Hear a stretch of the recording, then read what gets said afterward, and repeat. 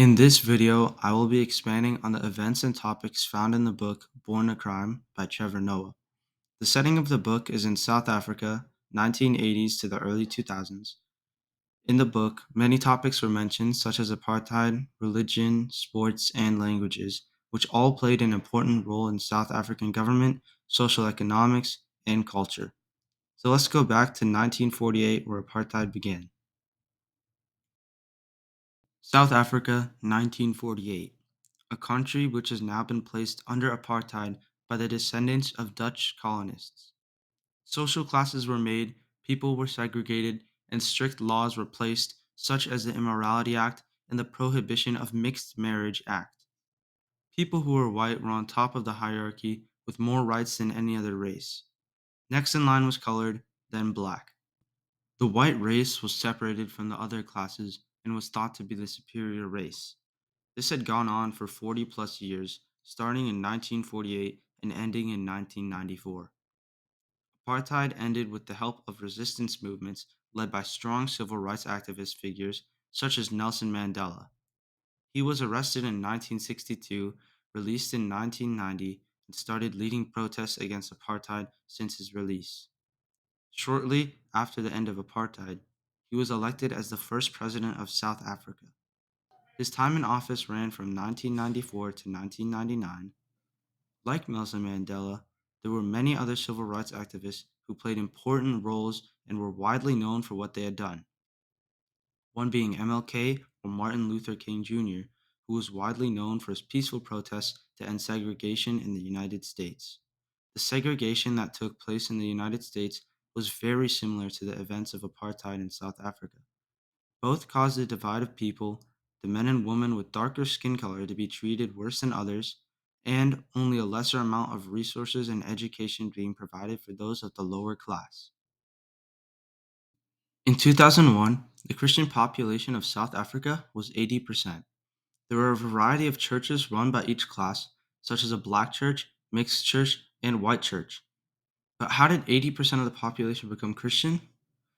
Well, it started when the Dutch first arrived in South Africa, 17th century. They settled down with tents and traded with the natives. Over the next century or so, they innovated and built many buildings, churches, and gained a population.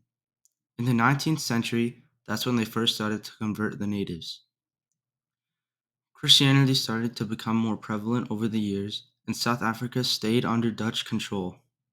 An almost identical situation happened in Nigeria in the 1890s.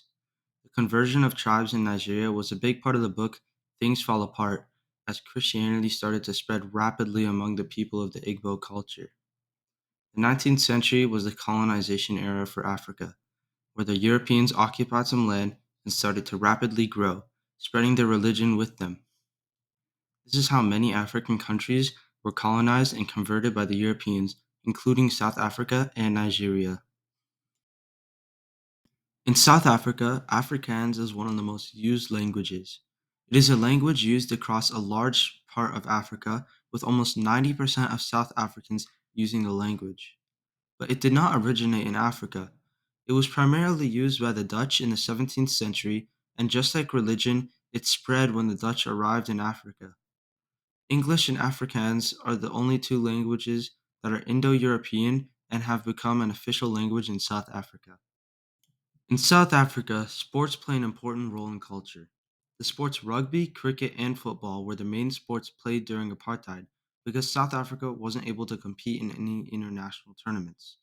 After apartheid ended, they hosted many international events and even participated in them, some being the 1995 Rugby World Cup, 2003 ICC Cricket World Cup, and the 2010 FIFA World Cup. But why were the main sports played during apartheid cricket, football, and rugby? It was because the British played these sports during the colonization era, and just like religion and language, sports spread as well. Sports played an important role in culture not only in South Africa, but also in Nigeria. In Nigeria, wrestling, also called kokawa, can be traced back to ancient times.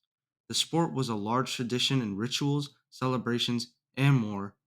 Playing in wrestling matches would display bravery, strength, and wrestling was used to resolve conflicts as well.